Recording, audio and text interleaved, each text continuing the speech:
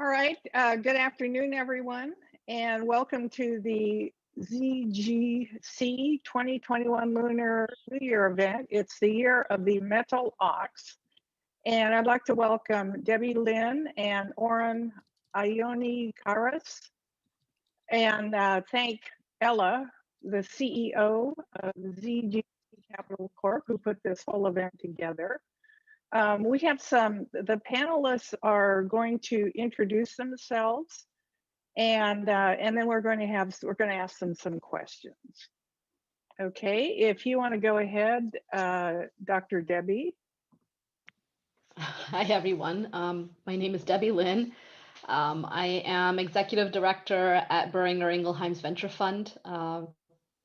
The company is a large pharmaceutical company based in Germany. In the US, we have headquarters in Ridgefield, Connecticut. We are a global company, privately held, one of the top 20. The venture fund is a fund that started off with 100 million euro in investments. We now have 500 million under management. And we invest both in therapeutics as well as digital health. I sit on the digital health side of the fund. Been with the company for more than 13 years in a variety of roles, starting from medical to health economics, over to strategy and development, and now over the venture fund. I've been here for about 3 years. So I lead the digital health efforts in North America, and I'm really glad to be here. Nice to meet you. Orrin, would you like to introduce yourself?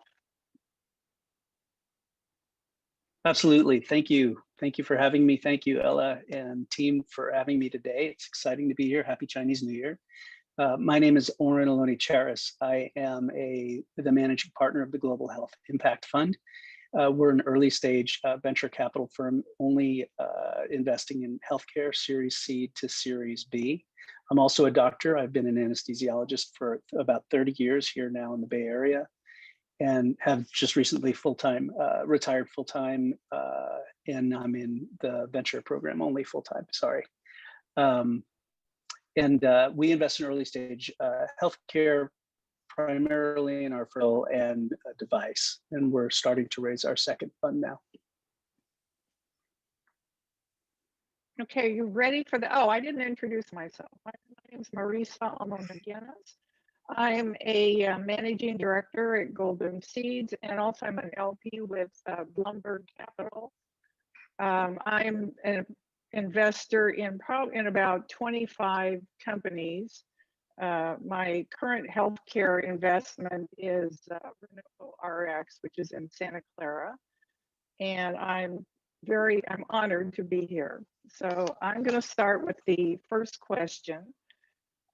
So our first question is, what are the benefits of AI in the healthcare industry? Dr. Debbie? Let's make this a little bit more interactive. So I'm going to invite Orrin and yourself to kind of chime in here. So, I mean, it's a very, very broad question, right? AI in healthcare. I mean, we have everything from, so I guess maybe I would start with, what does AI mean to me? Because I think people may define it differently. And simply put, for me, it's learning algorithms, algorithms that can make insight and learn and be predictive, I think, in lay language, in my mind. And so, and you can think of AI in application in anything from, for example, making use of images and using algorithms to derive insight as to, for example, putting stroke patients in the right categories. So we have currently a company that we've invested in called Brainomics that helps physicians make decisions by looking at images of brain scans as to determining whether or not they have an ischemic stroke or a hemorrhagic stroke, so they can put them on the right medications. So for me, that would be an example of a learning algorithm that looks at images much faster than a human can go through to make intelligent insights quickly and allow the physician or whoever is making the decision to make the right treatment decision. So that's one benefit, is supplementing our slower pace of, and not as exact pace, to make intelligent decisions that are systematic and that can catch human error. So that's one example. I'll ask others to weigh in here because it's a very, very big question, a big topic. Yeah, I'll jump in then, Debbie. I think that was great, and that's a terrific definition. It's always so hard to come up with a nice, clear definition of what artificial intelligence is. I agree with what you're saying. I think decision support is a big area. I think we see it in the hospital, not so much that physicians and caregivers can be replaced, but they can be provided with actionable information at the right time to assist them in making the best decisions. One area that I think is ripe for artificial intelligence integration is telemedicine. The more we have a lot of healthcare deserts in this country, a lot of areas, even in urban centers, that don't get adequate healthcare coverage. People can't get to the doctor's office. They just don't, they just don't have that access for whatever reason. Artificial intelligence can create extension into the home by providing not just tools, but some sort of algorithmic oversight of patients, and then surface the most serious cases to a doctor's office. I think that will be very big. Yeah, so another thing I want to also add in is we know AI is definitely revolutioning the whole healthcare industry. And at this time during pandemic, also one of the largest contribution is it definitely accelerated the vaccine development. So when looking at the historic timeline to develop a drug from discovery to approval process, it usually takes 5+ years. But with the AI right now, it's amazing. The current timeline is cut to less than 1 year. And this is like a fantasy for all the scientists like 1 year ago. And this all thanks to all this application of AI and also this automation process. And also another big application of AI use is besides diagnosis is also drug target identification. So when we looking at all this drug development process, one of the critical part is also to screen all this compound and also preclinical candidates. So now AI, we can screen a big virtual compound library with like billions of molecules out there, and also we can identify all these preclinical candidates in a really quick, shorter time. And also Orrin also mentioned, and also Debbie also mentioned about its use in a way to helping physician making a decision for treatment plan. That is also a really a big thing, like IBM's Watson, Google's DeepMind. They are all the good examples to process data that are generated from all the different resources and give treatment recommendation to physician. But of course, we can also discuss and go on discuss about why the Watson platform was somehow not really favored by the physician, by just simply thinking it can replace a doctor's role in treating patients. Is definitely not there yet. So we definitely need to also consider that AI is not really a solution for everything, but definitely it can help diagnosis process, drug development process, also play important role in all this patient care image analysis. Yeah, so something to add to, yeah. Okay, I'm just going to add a quick one based on one of the companies I saw. There is currentently a company, it's in Santa Clara, and it's working on artificial general intelligence. And what they are working on is having an avatar that would be a doctor. And that speaks to what Orrin was talking about, where you have these deserts where you can't reach patients. And so they could have this avatar and speak any language and help diagnose patients that otherwise would not be able to get to a physician. Are we ready for the next question? And I think Orrin briefly touched on this. So we're going to start with you. And what are the advantages of telemedicine for the patients and the doctors? Yeah. Okay, well, I'll start. So telemedicine is a really great tool. For many years, we were trying to get it started, get doctors to adopt it in their offices, get patients to use it.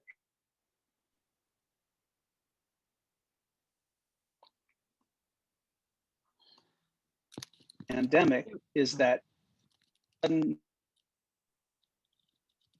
and the doctors couldn't go into their offices. So all of a sudden we had telemedicine and people started to adopt it and see it create. So it became a really good tool to continue, create continuity of care. And all of a sudden there was this great big movement to adopt telemedicine. So we've seen a lot of investment this past year in telemedicine solutions, a lot of growth in that area. And it's very exciting. My fund has been involved with telemedicine for a couple of years. And so we felt like we were fortunate enough to be in front of this trend. And I think it will continue to grow. And so the point I made earlier is that, traditional telemedicine, as we've seen it, has been glorified Zoom experiences, which is, it's incomplete at best. And there's, obviously, what we need to do is expand that sort of a telemedicine 2.0 or 3.0, where we can provide adequate diagnostics, specialty pathways for cardiologists, orthopedic surgeons, really create a more bespoke experience. The benefit to that is that, again, we're going to be able to scale the access of healthcare to a much greater range of people. Yeah, I think I can chime in there. Basically, I think Orrin is right, is that telemedicine glorified Zoom. I love how you put that, because that was sort of the 1.0, but with COVID kind of creating this bubble for all of us, whereby we have to be in our homes. Obviously, there's more acceptance for the use of wearables, and so as people start to accept the use of wearables, and in the form of Fitbits and Apple Watches and all sorts of things, I think that this is starting to create a bigger appetite for the capability of remote monitoring of patients, which I find terrifically exciting, tremendously exciting. Especially in the case where you start to gather biomarkers for understanding human physiology in ways which we could never have done before. So a biomarker could be newly defined in the space of cardiac care or respiratory care, for example, in sort of ways that we've never really thought about. And of course, biomarker development takes years and years and years, but since we have now the capability of getting so much data, then it's understanding how we kind of validate those biomarkers, and how we maybe allow for maybe new and faster regulatory processes to get these biomarkers accepted. But the use of remote monitors certainly creates more of an opportunity for all of these technologies and wearables to be accepted, as well as new biomarker development. So that's my 2 cents. Yeah. I think this is also a really good question, since our last question is about application of AI in healthcare. And telemedicine is definitely one of the most popular user case of AI in the field, especially during the pandemic. And there are recent a lot of policy changes to decrease the entry barrier for telemedicine companies to start their business, which also later can promote, well, actually it's already happening, promote its use as a way to deliver all these clinical services to the general population. So when we're talking about telemedicine, actually it's 2 ways. One is the real-time synchronous telemedicine. The other is the asynchronous way. You collect or store data, the message at one point, and also get a response later at a later point. So for the synchronized medicine, actually for that category, it not only includes the communication between physicians and also startups, but it also can occur between healthcare providers, which is very, very valuable, such as a primary care physician would virtually consulting with a specialized doctor seeking for a better treatment plan. And that is definitely beneficial for the whole community.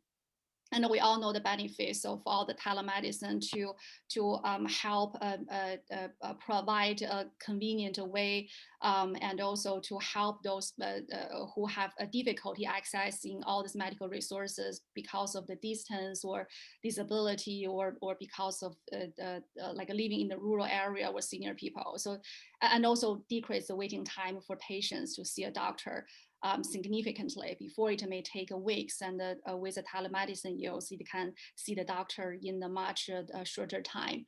But of course, there's also limitation for the use of telemedicine. So for instance, the regulatory rules are changing state by state. And of course, some patients would have limited access to all the technological device, therefore have difficulty using telemedicine.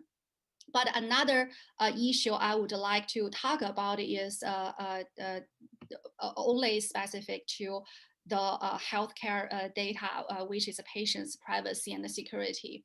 So before pandemic, the traditional or conventional way to protect the patient's privacy in telemedicine actually is using the identification method is to blur a patient's face. However, the direct consequence is somehow it will meanwhile also block the facial expression of all the patients, which may be helpful, which can be also helpful and also beneficial in later clinical use, for instance, in the neurologist's assessment. So there are some companies, I have also looked at actually one company from China, they're working on the programs, to develop some programs and also some algorithm, try to find out a solution. So instead of using the traditional simple method to completely block patient's face, they are using AI to swamp patient's face, so that it can not only de-identify patients, but also can preserve all this facial movement. And also another point I want to say is, I personally do not really think the high demand of telemedicine would persist in the same level as during pandemic, but definitely telemedicine is on its way to make a big impact in healthcare industry. Oh, and this is a follow-on to Dr. Debbie's mentioning of wearables, giving a lot of information to the doctors.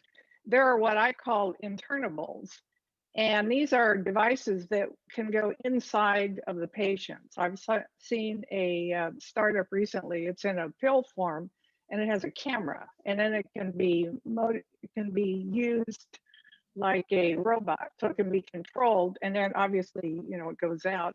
And so this can provide information.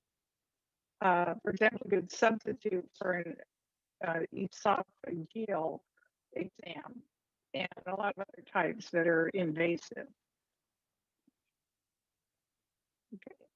Oh, Orrin, were you going to say something? You're going to add? Sorry, yeah, I was just going to add to what Ella said. I agree that the demand will probably diminish if and when things return to normal in society with respect to the pandemic, the demand for telemedicine. But I think what we have to understand, and I'm not sure we've done a good job at that yet, is understanding a consumer need, the consumer use case and the consumer user experience. I think, you know, we've had a lot of professionals and they make Zoom.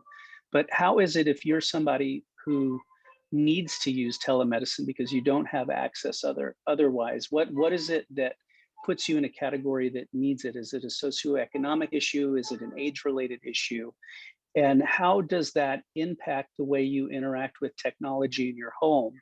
I know, for example, if you take an elderly patient who has some degree of dementia, who needs home care, how is that person going to interact with the technology, and is the technology going to be developed in a way that advances that user experience rather than inhibits it? And I think that's really going to be critical, and that forces us to think about the consumer in a way in healthcare that we don't typically do. So it'll be a very interesting challenge. I can say that from a pharmaceutical perspective, the idea of patient engagement, while you would think that that is a core, really has been, I would say, a more recent kind of topic. And so you're alluding to the fact that, you know, you really need to understand the consumer or the patient use case, how they use it, what the form factors are, whether or not they can use it. Is it plug and play, or do you require, I don't know, lots of training and things like that? Those are sort of keys to any technology success in the home. And I think finally we're starting to kind of really understand and examine what that means and what all that entails. It's not as simple as I think you might think it is, right? We might think it is. Right.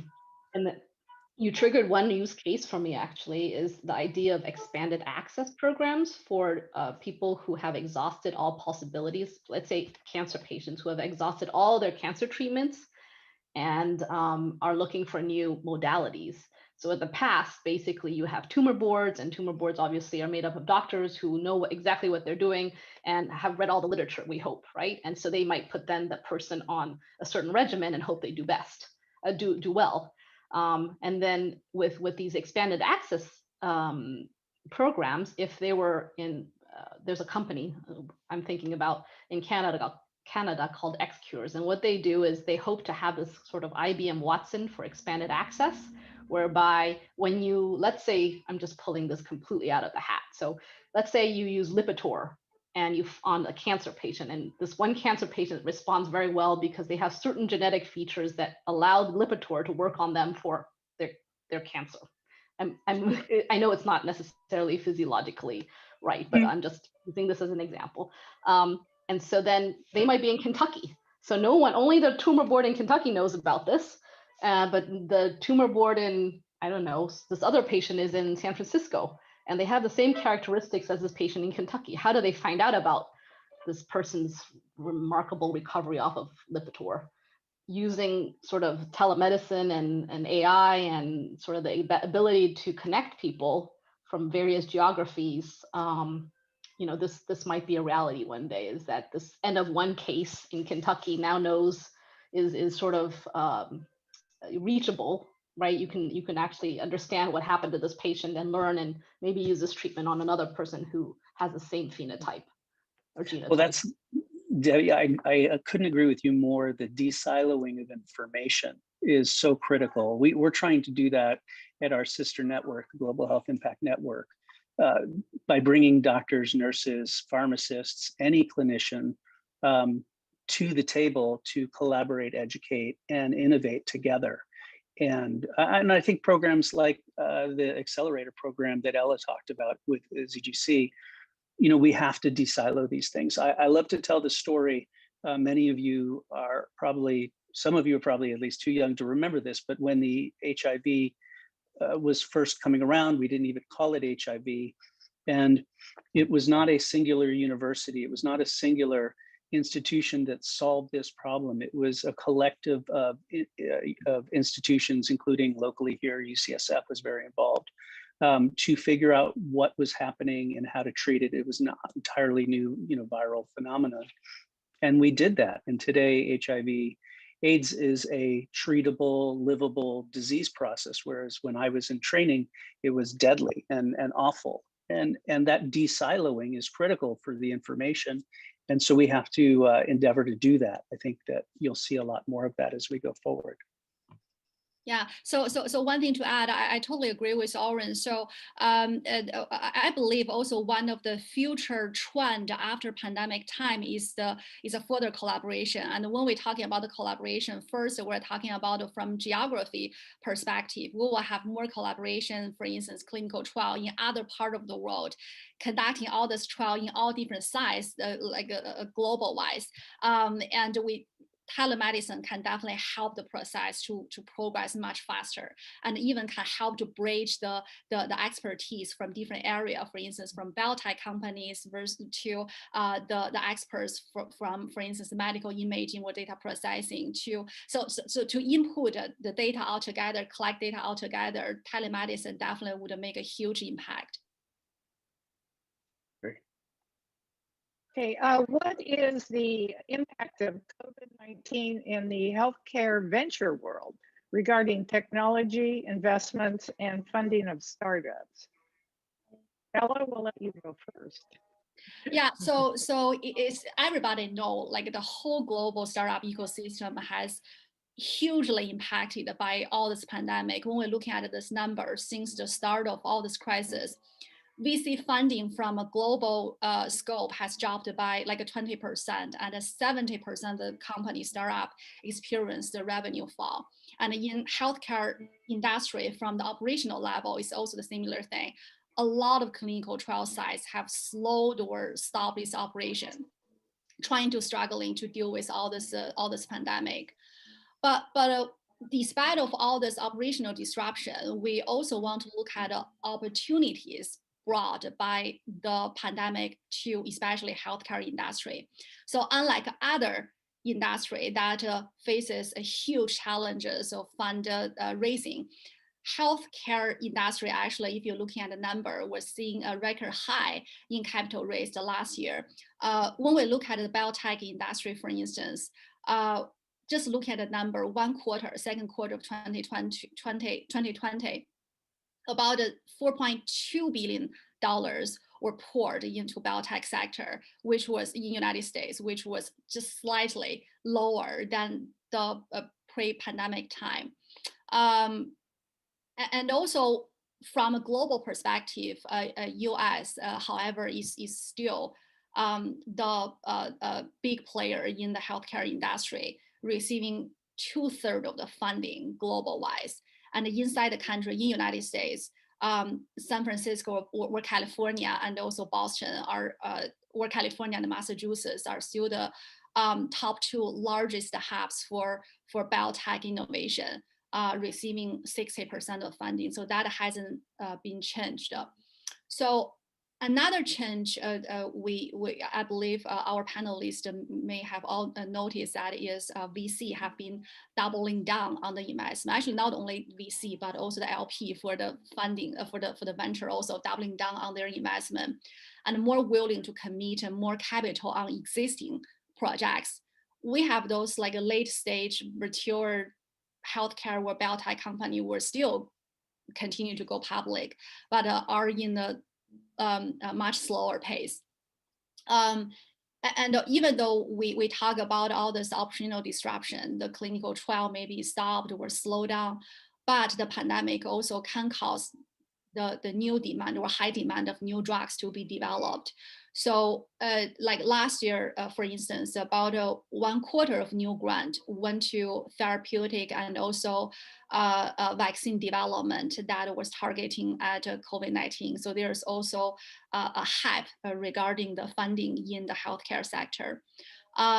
So we always saying challenges and also opportunities are always going together. So that is also an opportunity for healthcare investors.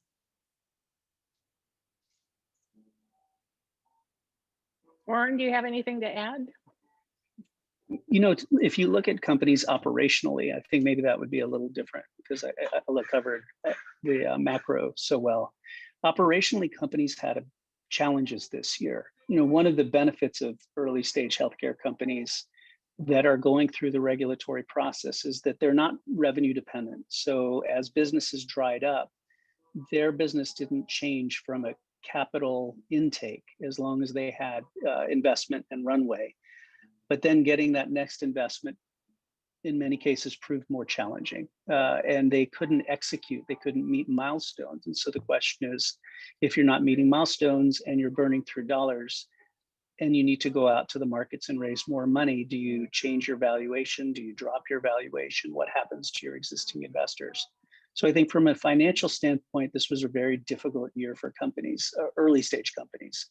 However, because they're not revenue dependent, that impact that really affected most companies didn't affect the companies in our space. Beyond that, as Ella said, it was very difficult to execute trials, clinical trials, pilot studies. So it was very difficult to meet milestones if you were early and you depended on outside organizations. So the companies that did the best were the ones that had a good war chest or a lot of powder, in the bank that they could, get through all of these months of pandemic and execute their visions. And if they didn't need to be together to do that, if they could do that virtually, that was even better. On the other hand, I think there's a real tailwind that gets created by all of this. There's a renewed enthusiasm for all of health tech, all of healthcare innovation. We've been, so impressed by the scientists that developed all of these vaccines so quickly.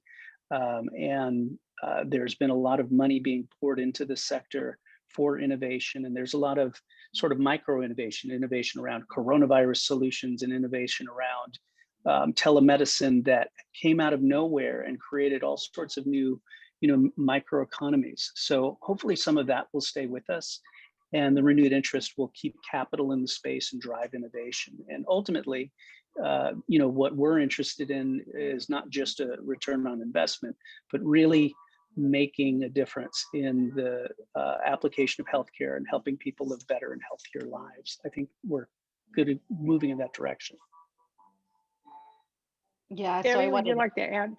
Yeah, so I wanted to add a little bit about what Orrin talked about. I think around the tailwind, I think that the education of the broad public around clinical trials and what clinical trials are in the first place. I don't really think not many people knew so much about clinical trials and what was involved. So I think in terms of education and patient understanding I think people now know I think people might know what consent is, or maybe what IRBs are, maybe how long a clinical trial takes, what's all involved. I think that's definitely very, very positive for healthcare.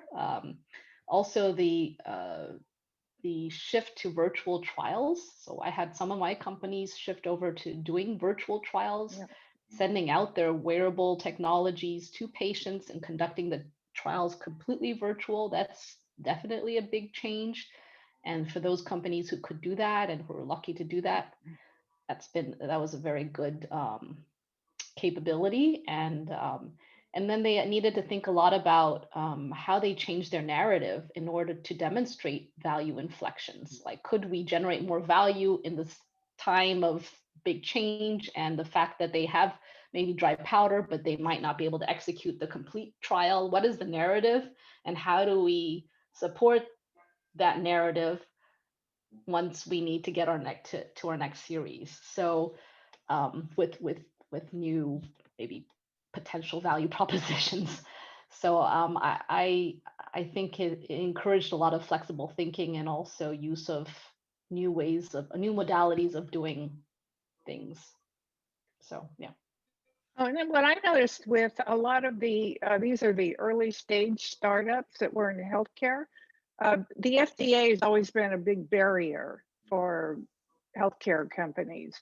And now what they're doing is they're kind of tweaking their focus to COVID, because that way they're able to get the emergency FDA approval. And so that's going to speed up a lot of the approvals for these companies that would have spent months and many thousands of dollars trying to get through the FDA. Yeah, you wonder if that will end up having a reverse effect if something gets through and causes problems.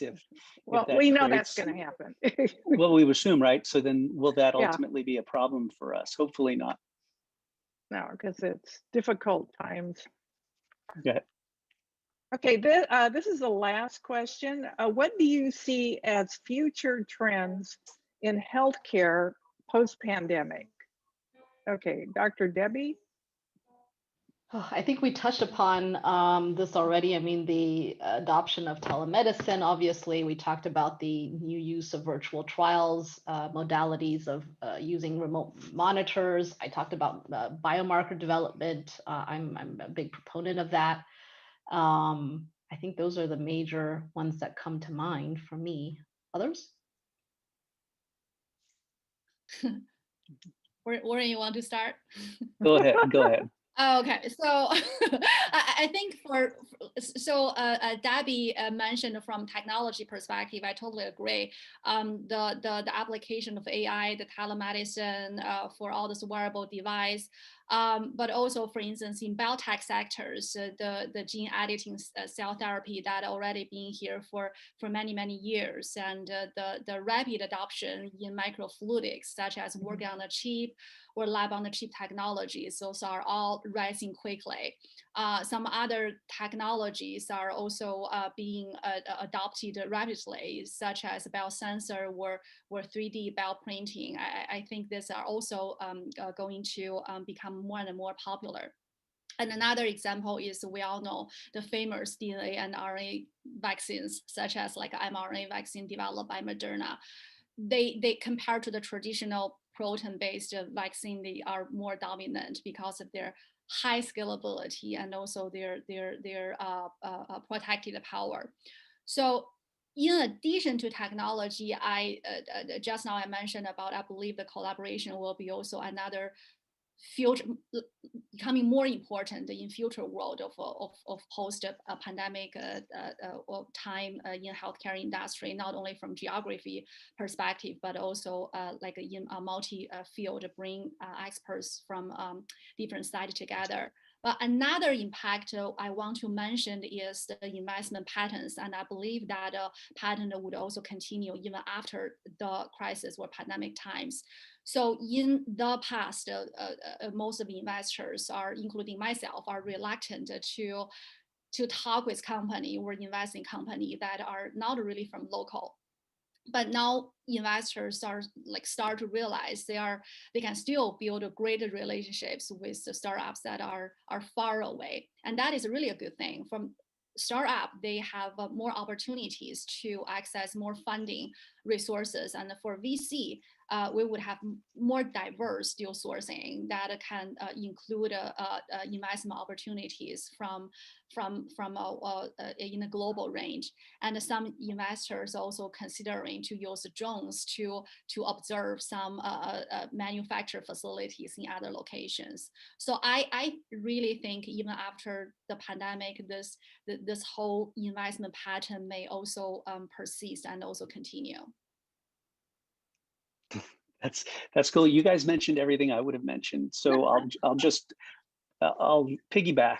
I'll say that I think that we'll see a greater integration of remote patient monitoring with telemedicine. It'll be more seamless. It'll be more accessible to physicians and more usable for people. I think you'll see a lot of artificial intelligence and machine learning platforms that will help create sort of home care, healthcare. I think that will be very big. And I agree. I think it's always about using the best technologies to do what we have always done. And so if you can imagine what's coming down, like with artificial intelligence, improving radiological and pathological diagnoses, we're starting to see a lot more of that now. And I think that will continue to grow in the next 5 to 10 years and become quite prevalent.